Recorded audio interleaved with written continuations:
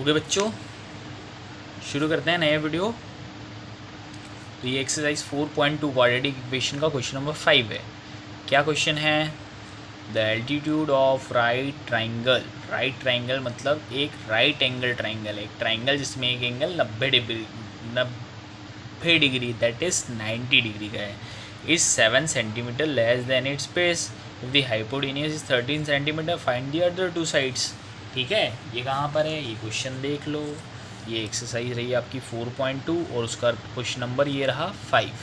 ठीक है, ये चांसेस है बोर्ड में आने का। ठीक है, इस क्वेश्चन को हम सॉल्व करते हैं। क्या लिखा है? The altitude of right angle triangle. तो पहले हम एक ट्राइंगल बनाते हैं जो कि राइट एंगल है। ठीक है, ये हमने एक ट्राइंगल बनाया। ठीक, और ये आपको मालूम है, हम इसको नाम दे देते हैं। बिना नामकरण के तो कोई नहीं चलता, तो इसका नामकरण कर देते हैं ABC। ठीक है, जिसमें आपको मालूम है ये बेस है, ट्राइंगल जिस पर बैठा है, बैठा किस पर है? AB पर। तो ये क्या हो गया उसका बेस, और ये जो होता है ये उसका होगा एल्टीट्यूड। क्या होगा बच्चों? एल्टीट्यूड। और ये जो सबसे लंबी साइड रहती है ट्राइंगल की AC, इसको हमको सबको मालूम है क्या बोलता है? हाइपोटेनियस। ठीक है, तो उसने बोला है the altitude of right triangle is 7 centimetre less than it's base. इससे बेस से कितना एल्टीट्यूड कितना कम है? 7 सेंटीमीटर कम। तो जो भी बेस की वैल्यू मान लो 15, तो ये क्या होगा? 15 माइनस 7, ये होगा 10। तो ये होगा 10 माइनस 7, तो ये होगा x, तो ये होगा x माइनस 7। ठीक है, तो लिख लेते हैं हम, let the base of triangle is equal to x। क्या मान लेते हैं? x। मैंने बोला जैसे ये उसने बोला एल्टीट्यूड 7 सेंटीमीटर कम है बेस से, मैंने बोला बेस यदि होगा 20 तो ये कितना होगा? 20 माइनस 7, तो ये होगा x। तो एल्टीट्यूड कितना होगा बच्चों? x minus 7। सो एल्टीट्यूड, एल्टीट्यूड कितना आ जाएगा? यदि 7 सेंटीमीटर कम है बेस से, तो बेस कितना हो गया? x, तो एल्टीट्यूड आ जाएगा x माइनस 7। तो क्या हो जाएगा? एल्टीट्यूड बेस इक्वल टू हो गया x, एल्टीट्यूड आ गया हमारा ये x माइनस 7 सेंटीमीटर। और हाइपोटेनियस तो हमको सबको मालूम है कितनी है? 13 है। ठीक है, और हाइपोटेनियस कितनी है बच्चों? 13 सेंटीमीटर है। अब क्या कर देंगे? Now apply Pythagoras theorem. क्या अप्लाई कर देंगे? पाइथागोरस थ्योरम अप्लाई कर देंगे। तो आप सभी को मालूम है पाइथागोरस थ्योरम क्या होती है कि जो हाइपोटेनियस का स्क्वायर होता है वो इक्वल होता है परपेंडिकुलर के स्क्वायर के और बेस के स्क्वायर के।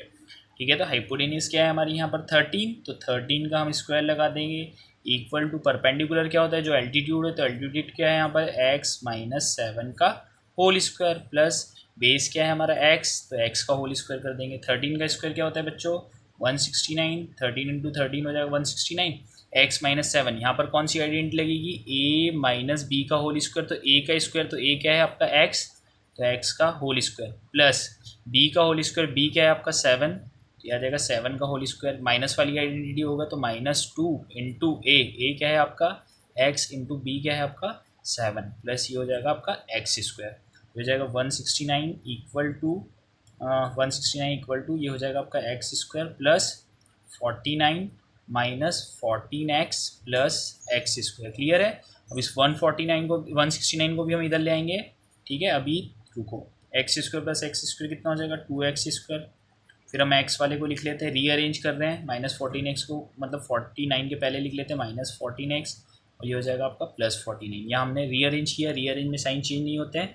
अब 169 को हम उठा के इधर पटक देते हैं, तो यहाँ कुछ नहीं बचा तो क्या हो गया? 0 equal to 2x square minus 14x plus 49 तो था, और अब 169 भी आ गया, तो उधर से प्लस से किस में आ जाएगा? माइनस, ये आ गया 0 equal to 2x square minus 14x, और 49 में से 169 तो जाता नहीं, 169 में से 49 माइनस कर दो तो कितना हो जाए? 120, और बड़ा नंबर माइनस का है तो लगा दो माइनस, -120।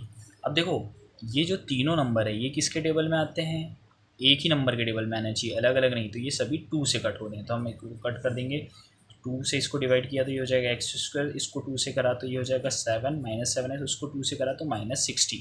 ठीक है, अब हमको इसे कंपेयर करना है किसके फॉर्म में? ax square plus bx x बनना प्लस c इक्वल टू 0। तो यहाँ पर हमारा a क्या हो जाएगा? जो एक्स स्क्वायर के आगे होता है तो कुछ नहीं है, तो a1 बी इक्वल टू क्या होता है, जो एक्स के आगे होता है तो 7 है, पर साइन के साथ बोलेंगे तो -7।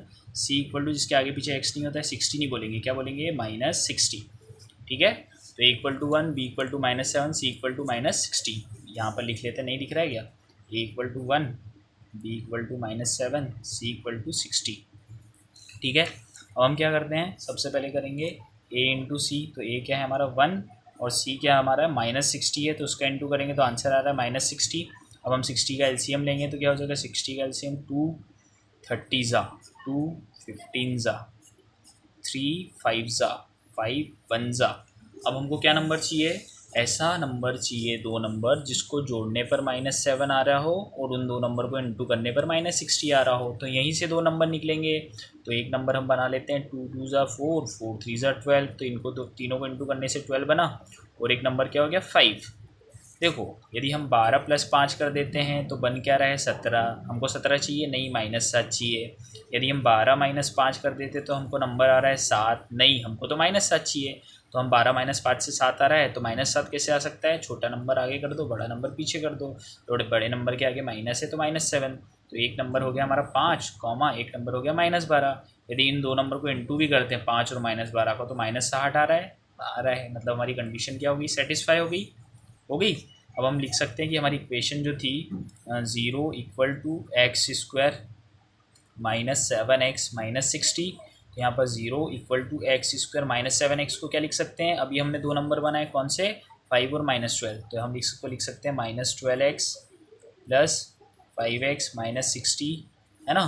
तो 0 इक्वल टू इन दोनों में से कॉमन निकालेंगे, फिर इन दोनों में से, तो इसमें से कॉमन आया हमारा क्या, x ही आएगा, क्या आएगा x, अंदर बच जाएगा x -12। और यदि इधर x -12 है तो इधर भी क्या आ जाएगा x -12। और यहाँ पर इन दोनों के आगे प्लस है तो क्या आएगा बच्चों प्लस। अब इसके आगे कोई नंबर नहीं है मतलब 1, तो आपको मालूम है ना इसके आगे जो नंबर होता है उससे हम इस वाले नंबर को डिवाइड कर दें, तो इसके आगे 1 है तो 1 से हमको 5 को डिवाइड कर देंगे तो क्या आ जाएगा 5। तो हमारे इक्वल आ जाएगा x -12 x + 5। तो एक बार हम x -12 को इक्वल रख देंगे 0 के, और एक बार हम x + 5 को इक्वल रख देंगे 0 के, तो x की वैल्यू आ गई 12 और x की वैल्यू आ गई -5। पर आपको पता है बेस कभी भी, base can't be negative, base की वैल्यू कभी भी नेगेटिव नहीं होती है। बेस की वैल्यू हमारी क्या आ गई 12, क्या आ गई बच्चों 12 सेंटीमीटर। और हम एल्टीट्यूड मालूम था ना, उन्होंने बोला था एल्टीट्यूड क्या होता है, जो बेस से 7 सेंटीमीटर कम होगा, x -7, तो x की वैल्यू आ गई 12 -7, तो ये हमारी कितनी आ गई 5। तो एल्टीट्यूड कितना आ गया हमारा 5, और हाइपोटेनियस हमको दे रखी है दैट इज 30। क्लियर।